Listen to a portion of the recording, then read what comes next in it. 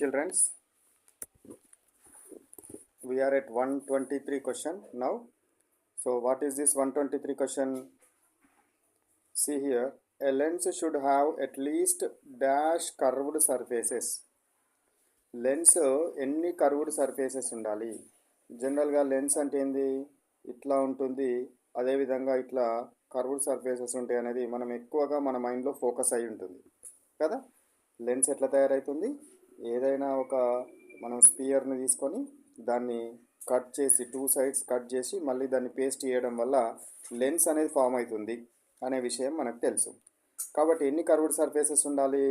అందరం ఏమనుకుంటాము, ఇప్పుడు ఇక్కడ నేను చెప్పిన కాన్సెప్ట్ ప్రకారము 2 కర్వ్డ్ సర్ఫేసెస్ 2 కర్వ్డ్ సర్ఫేసెస్ ఉండాలి అని అనుకుంటాం.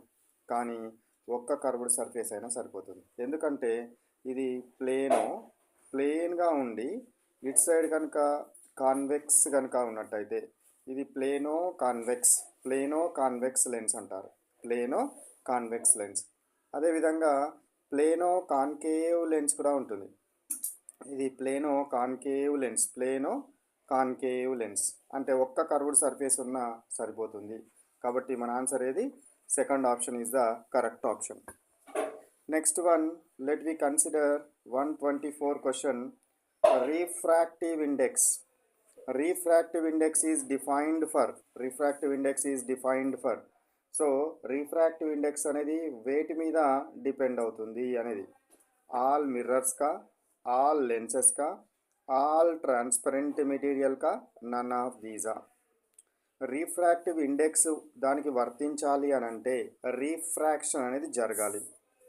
రిఫ్రాక్టివ్ ఇండెక్స్ వర్తించాలంటే ఏమనాలి? రిఫ్రాక్షన్ జరగాలి. మిర్రర్స్లో ఏమవుతుంది? రిఫ్లెక్షన్ జరుగుతుంది. లెన్సెస్లో ఏమవుతుంది? రిఫ్రాక్షన్ జరుగుతుంది. Okay, right. నెక్స్ట్ది ఇంకొక పదం ఇక్కడ ఉంది కాబట్టి దీన్ని మనం సెలెక్ట్ చేసుకోవాలి. All transparent materials.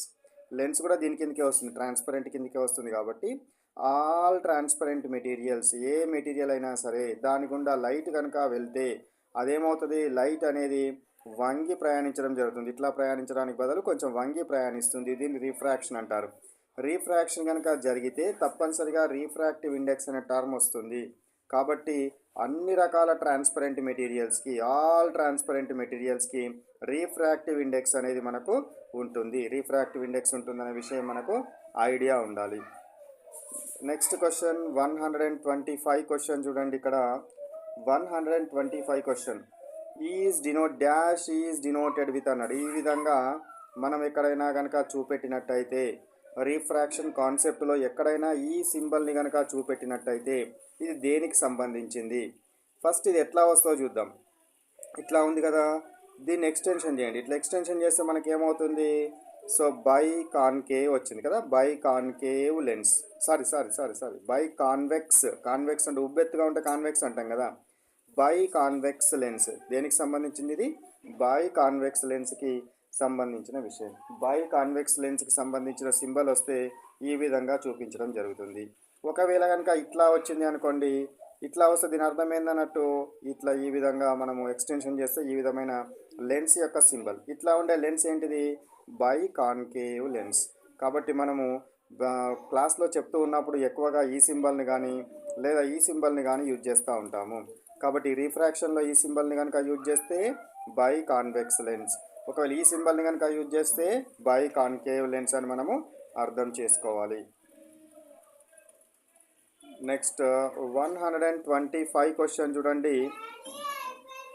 వెళ్ళి a biconcave lens is usually denoted with which symbol in ray diagrams?